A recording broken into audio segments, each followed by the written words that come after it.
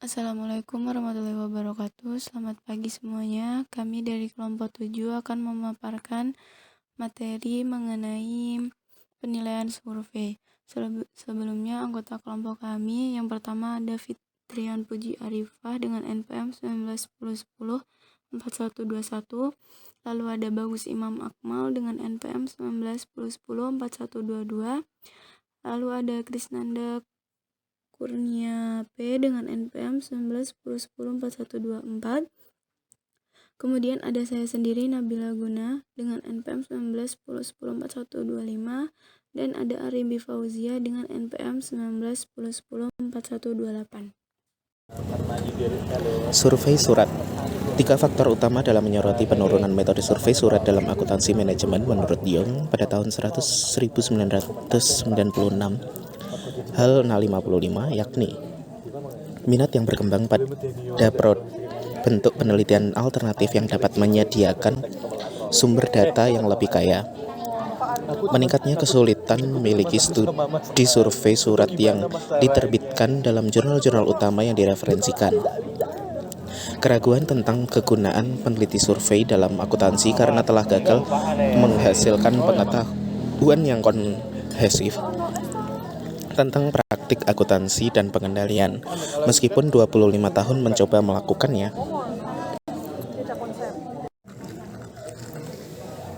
Analisis Young tentang studi survei yang surat yang diterbitkan dalam jurnal-jurnal besar atau Accounting Review Accounting Organization and Society, Journal of Management Accounting Research, dan Behavior Research and Accounting selama periode 1995 sampai 1994 mengidentifikasikan sejumlah kesulitan umum, diantaranya populasi sasaran rendah dengan rata-rata hanya 207, kemudian jumlah responden yang rendah rata-rata hanya 146, beberapa penelitian yang menggunakan prosedur tindak lanjut untuk meningkatkan ukuran sampel, tidak adanya analisis bias non-respon, tidak adanya studi yang menggunakan ukuran subjektif dan objek dari pertunjukan, tidak adanya penggunaan prosedur sampling, dan kegagalan menunjukkan untuk mengumpulkan data faktual dan psikologis dalam studi yang sama sehingga tidak memungkinkan untuk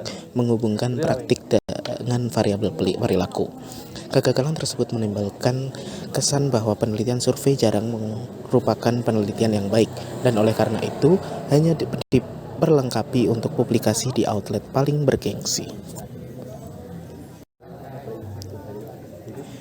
Menurut Young pada tahun 1996, P.67 mengidentifikasikan 7 peluang peningkatan, diantaranya program penelitian untuk membangun kerangka kerja penelitian, metode pengambilan sampel yang mengarah ke pengujian teori yang lebih kuat, penggunaan metode Ship-Dillman untuk mencapai ukuran sampel yang lebih besar, penggunaan metode Tip-Dillman untuk mencapai ukuran sampel yang lebih besar, mengatasi masalah bias non-respon, beralih dari instrumen survei yang sudah ketinggalan zaman, pengembangan survei atas dasar peningkatan pengetahuan organisasi, dan beralih dari ukuran subjektif yang dilaporkan sendiri ke evaluasi yang lebih objektif. Yang selanjutnya ada masalah desain dan perencanaan. Sejumlah pertanyaan mendasar yang perlu dijawab pada tahap desain ini adalah ada 7 pertanyaan. Yang pertama yaitu survei macam apa yang sedang kita pikirkan. Misalnya persyaratan pertanyaan penelitian dan dampak perbedaan biaya akan menjadi penting dalam menentukan apakah survei surat konvensional sesuai atau apakah survei yang dilakukan melalui telepon, email, atau melalui internet akan memberikan hasil yang superior atau hasil yang lebih hemat biaya. Kuesioner surat memungkinkan sampel yang cukup besar untuk mengurangi kesalahan pengambilan sampel ke tingkat yang dapat diterima dengan biaya yang jauh lebih rendah daripada wawancara telepon atau tatap muka. Selain itu, survei surat tidak memberikan kesempatan untuk bias pewawancara. Masalah yang berpotensi serius, baik dalam wawancara atau tatap muka atau telepon. Yang kedua, responden macam apa yang kita targetkan. Ini akan membuat banyak perbedaan pada tahap perencanaan, tergantung pada apakah kita menargetkan populasi secara umum atau proporsi yang sangat spesifik, misalnya pengelompokan profesional tertentu atau CEO. Semakin sempit pengelompokannya, semakin penting bahwa kita memiliki perincian surat terbaru dari individu yang akan dihubungi. Jika kami ingin menghubungi anggota populasi yang sangat spesifik, misalnya pasangan kembar untuk studi lingkungan di mana kami ingin menghilangkan dampak keturunan, maka kami harus mengiklankan peserta.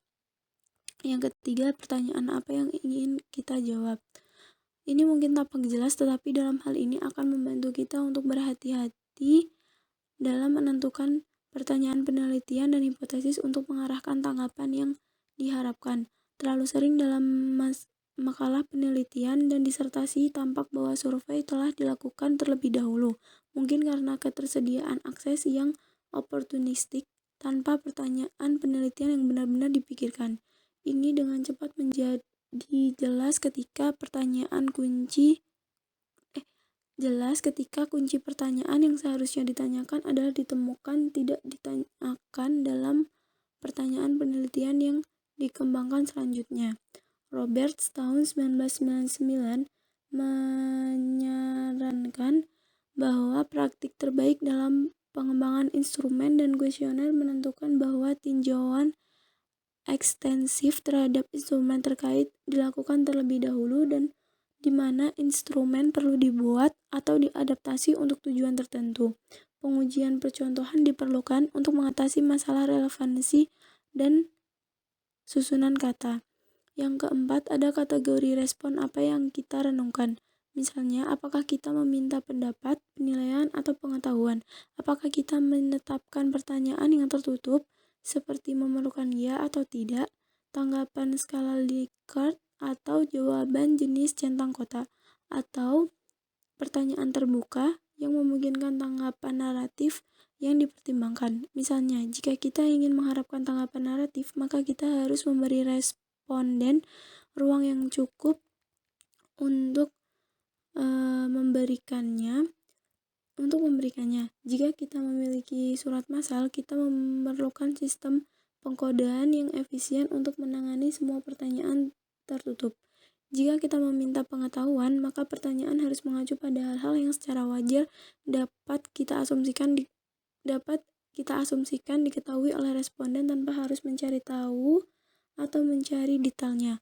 Salah satu kritik yang paling serius dalam penelitian survei, misalnya dalam CUA tahun 1996, adalah bahwa pertanyaan yang diajukan seringkali begitu kompleks sehingga kuesioner survei tidak lagi menjadi metode pengumpulan data yang paling tepat. Yang kelima yaitu urutan pertanyaan yang harus kita kejar. Ada beberapa pendapat tentang apakah pertanyaan termudah dan terpendek harus di awal kuesioner atau di akhir.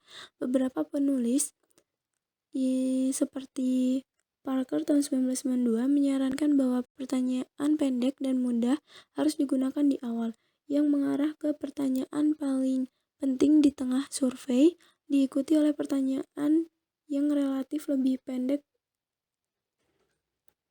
atau lebih mudah menjelang akhir untuk mendorong penyelesaian.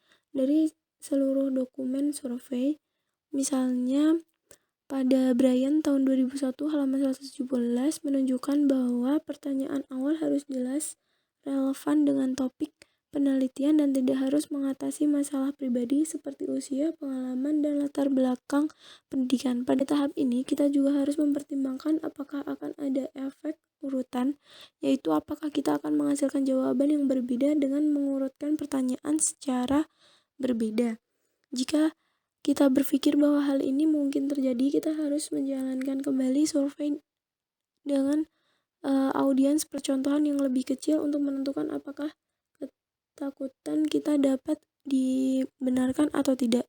Yang keenam, ada bagaimana tata letak instrumen survei. Sebagian besar penulis setuju bahwa survei tidak boleh terlalu panjang, tetapi yang lebih penting, survei harus dibuat menarik dan relevan dengan audiens sasaran. Kuesioner yang panjang lebih hemat biaya, tetapi hanya jika benar-benar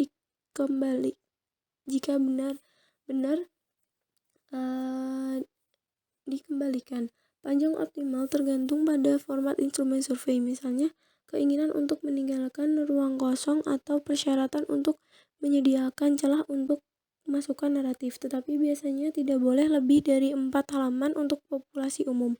Kelompok spesialis mungkin sedikit menoleransi sesuatu lebih lama, mungkin sekitar 6 halaman. Mempertahankan minat dan motivasi berarti responden tipikal harus dapat menyelesaikan instrumen dalam waktu kurang dari 20 menit. Yang ketujuh, bagaimana kita memilih sampel. Ini penting dan merupakan kelemahan di banyak makalah di mana isu-isu tersebut tampaknya telah diabaikan, mungkin karena mereka tidak ditangani secara memadai sejak awal. Ada beberapa pertimbangan utama. Apakah kita mengetahui ukuran populasi dan unsur-unsur penyusunnya? Dalam banyak proyek penelitian akuntansi, jawaban atas pertanyaan ini adalah tidak. Akibatnya metode ilmiah pemilihan sampel dihalangi dan kita perlu menarik sampel opportunistik atau kenyamanan yang begitu umum dalam literatur. Meskipun mereka mungkin diperbaiki, akan terlihat seperti sesuatu yang lebih sistematis. Jika kita memilih populasi yang diketahui, kita mungkin akan memiliki kerangka sampel yang tersedia, misalnya buku tahunan bursa atau daftar pemilih untuk individu untuk perusahaan.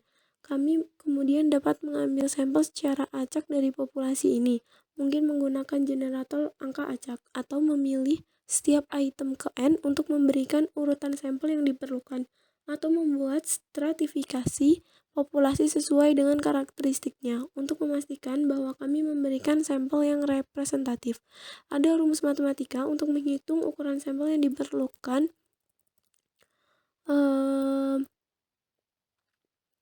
untuk memberikan akurasi statistik perkiraan yang diperlukan. Tetapi biasanya lebih mudah untuk kembali ke pertanyaan penelitian dan hipotesis.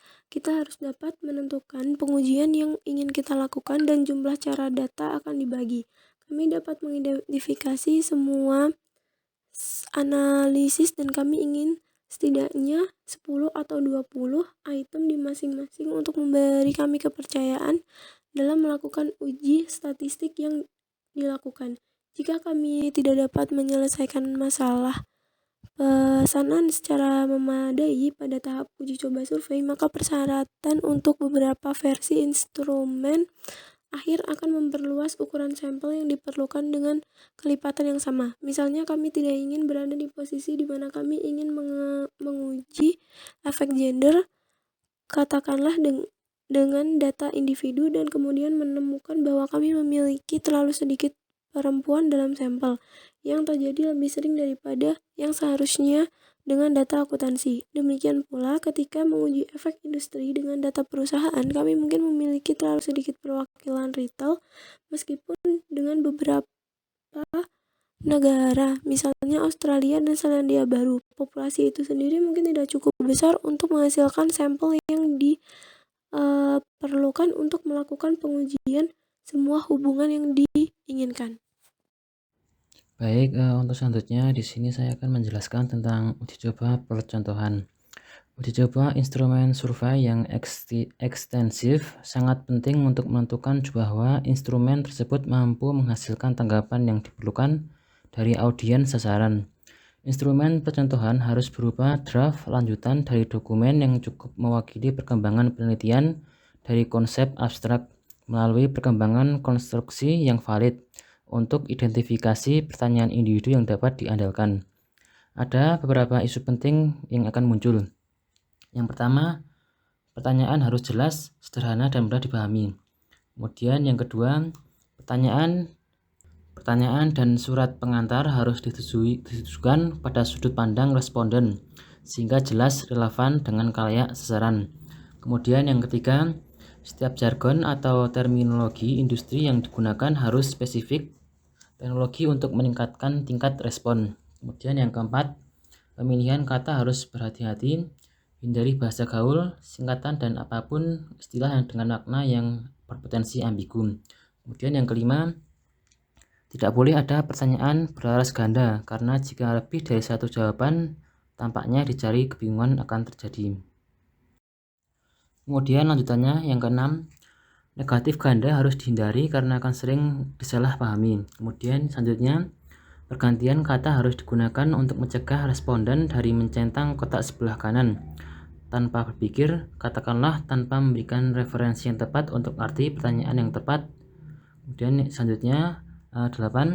Responden harus memiliki pengetahuan dan keterampilan untuk membekali mereka dalam menjawab pertanyaan. Dan yang ke-9, pertanyaan-pertanyaan yang tidak mampu menghasilkan jawaban yang dapat diandalkan harus dihilangkan. Kemudian isu yang ke-10, perhatian terhadap waktu yang diambil oleh responden percontohan dalam menyelesaikan survei harus memberikan indikasi awal apakah pertanyaan individu atau seluruh bagian perlu dipangkas. Untuk meningkatkan reliabilitas dan validitas pertanyaan individu, seluruh kuesioner harus dievaluasi pada tahap percontohan sebelum melakukan survei yang tepat. Sebuah studi percontohan besar juga akan memungkinkan evaluasi keandalan dan validitas langkah-langkah yang akan digunakan. Selanjutnya adalah pengumpulan data. Ada beberapa pertimbangan yang muncul ketika kita lebih fokus pada pengumpulan data. Yang pertama ada sebuah milis yang relevan dan up-to-date sangat penting. Penggunaan milis yang ada mungkin memerlukan sponsor dari organisasi tuan rumah, misalnya salah satu badan akuntansi profesional. Biaya sponsorship dapat berupa pengakuan organisasi tuan rumah dalam publikasi atau pembelian database yang memiliki reputasi baik mungkin diperlukan. Biaya ini sangatlah mahal. Pengembangan milis sendiri dari awal sangat memakan waktu dan tenaga. Hal ini juga merupakan keterlibatan berkelanjutan karena kewaspadaan harus dilakukan dalam pemeliharaan milis. Tidak ada yang mungkin menyebabkan lebih banyak kekhawatiran di antara penerima survei daripada jika salah satu target yang disebutkan sudah meninggal. Yang kedua, survei harus menargetkan responden tertentu yang disebutkan namanya. Ada banyak bukti yang menunjukkan bahwa survei yang ditujukan kepada penghuni atau manajer atau individu lain yang tidak disebutkan namanya kemungkinan besar akan dibuang ke tempat sampah. Literatur penelitian yang dibuat Dillman tahun 1978 menunjukkan bahwa survei harus ditargetkan dengan nama dan posisi, dan jika ada keraguan dalam hal tersebut, maka harus dikonfirmasi terlebih dahulu melalui telepon sebelum pengiriman survei. Dan yang ketiga adalah bagaimana kita merekam jawaban, yaitu dengan memanfaatkan media secara maksimal. Jika kita berurusan dengan surat survei, maka metode manual akan mendominasi. Namun, jika memiliki tanggapan verbal, yaitu wawancara atau telepon, atau tertulis, yaitu jawaban naratif dalam survei manual, atau tanggapan email atau internet, maka ada peluang untuk melakukan analisis kualitatif terperinci dari narasi melalui analisis isi teks, meskipun ini mungkin harus ditranskrip dari rekaman kaset. Selanjutnya adalah yang keempat, yaitu umpan balik kepada responden. Umpan balik kepada responden dapat memberikan insentif yang mendorong penyelesaian survei. Hal ini seringkali lebih berhasil daripada tawaran hadiah atau imbalan nominal untuk pengembalian survei. Yang kelima adalah organisasi. Pada tahap perencanaan, kita harus menyadari pengkodean yang diperlukan untuk jawaban tertutup, dan juga dari metode analisis yang akan digunakan. Idealnya, tanggapan harus dibaca dengan mudah, dapat ditransfer ke spreadsheet atau ke input SPSS untuk memudahkan analisis yang lebih rinci. Dan yang keenam, yaitu masalah non-respon. Kekhawatiran terbesar dalam penelitian survei adalah kurangnya tanggapan. Jika responden tidak representatif dan tingkat responnya sangat rendah, maka akan muncul keraguan tentang validitas temuan dan potensi bias yang diperkenalkan. Tingkat respon kurang dari 25% adalah umum dalam penelitian akuntansi.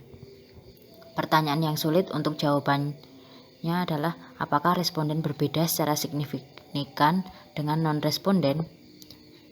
Non-respon hanya menjadi masalah jika kita dapat menunjukkan bahwa ada perbedaan sistematis antara responden dan non-responden, dan bahwa perbedaan tersebut akan berdampak pada temuan. Dillman tahun 1978 memberikan perhatian khusus pada alasan non-respon. Yang pertama, alamat yang salah di tempat pertama atau perangkat yang salah terlampir mengakibatkan tidak terkirim. Yang kedua, surat yang belum dibuka dibuang karena terlalu mirip surat edaran atau surat sampah lainnya. Yang ketiga, pengiriman ditujukan kepada orang yang tidak pantas, yang gagal meneruskannya dengan tepat. Yang keempat, tidak ada motivasi untuk menyelesaikan survei saat dibuka, jadi survei tersebut dibuang. Kelima, penerima tidak dapat memahami petunjuk penyelesaian atau isi survei. Keenam, instrumen survei sementara ditinggalkan karena tekanan waktu. Ketujuh, alamat pengembalian salah tempat sehingga meskipun sudah diisi, instrumen survei tidak dikembalikan.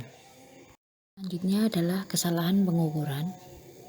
Menurut Andrew tahun 1984 menetapkan 3 jenis kesalahan pengukuran. Yang pertama adalah bias, yang kedua kesalahan acak, dan yang ketiga adalah kesalahan yang berkorelasi atau sistematis.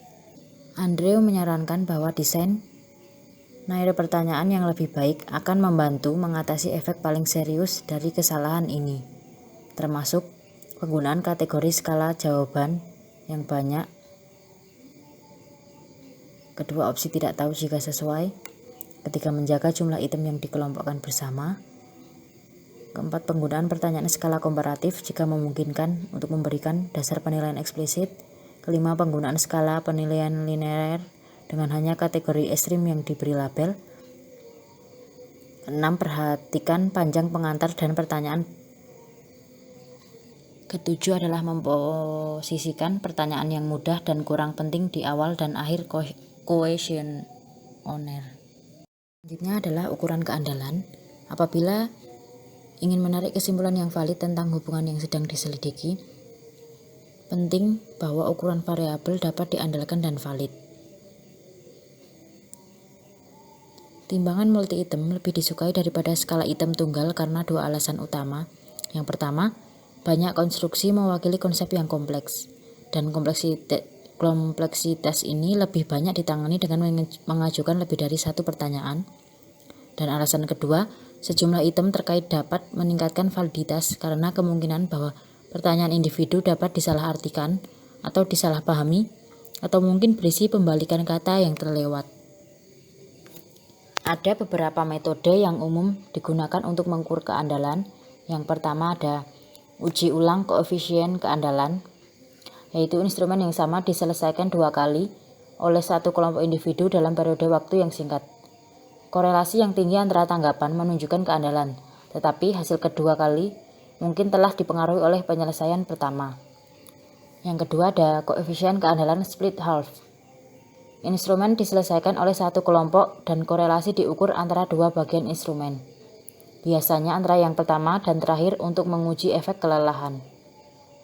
Tetapi banyak kesalahan yang disebabkan oleh pembalikan kata-kata yang tidak diambil oleh responden, menunjukkan preferensi untuk pemilihan acak dari 2 bagian untuk pengujian. Jika korelasi antara kedua bagian itu tinggi, maka ini menunjukkan keandalan yang tinggi atas dasar konsistensi internal. Tetapi semakin lama pengujiannya, maka semakin tinggi reliabilitasnya, dan cara pemisahan dilakukan kemungkinan akan berdampak pada ukuran konsistensi atau reliabilitas. Dan yang ketiga adalah koefisien alpha Cronpach, adalah ukuran yang paling banyak digunakan, terutama untuk instrumen yang baru dikembangkan dan mengatasi masalah pemisahan. Meskipun nilainya masih sepenuhnya bergantung pada jumlah item dalam instrumen.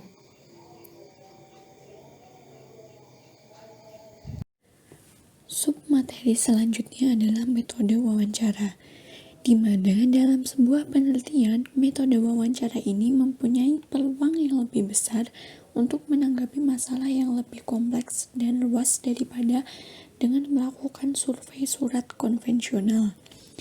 Ada 3 format atau 3 macam wawancara umum dalam literatur akuntansi. Yang pertama ada wawancara terstruktur, kemudian ada wawancara semi terstruktur, dan yang ketiga adalah wawancara tak terstruktur. Yang pertama, wawancara terstruktur. Wawancara ini digunakan sebagai teknik pengumpulan data dengan cara peneliti mengetahui dengan pasti tentang informasi yang akan diperoleh. Oleh karena itu, dalam wawancara ini, peneliti harus sudah menyiapkan instrumen penelitian berupa pertanyaan-pertanyaan tertulis.